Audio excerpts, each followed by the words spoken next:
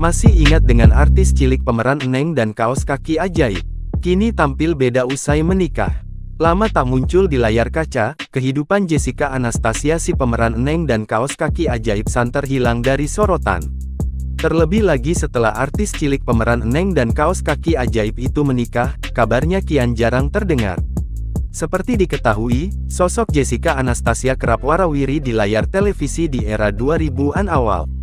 Sejumlah sinetron telah diperankannya mulai dari Eneng dan kaos kaki ajaib dan Heart Series. Jarang terdengar lagi, lantas bagaimana kabarnya sekarang?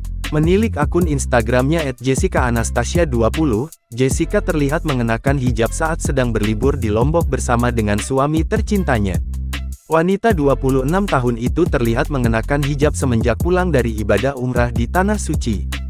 Ia terlihat mengunggah beberapa potret saat berada di Mekah dan Madinah seusai membagikan kabar pernikahannya. Tidak diragukan lagi paras cantik Jessica Anastasia memang sukses menarik perhatian publik. Ia pun dikenal dengan wajahnya yang imut dan manis.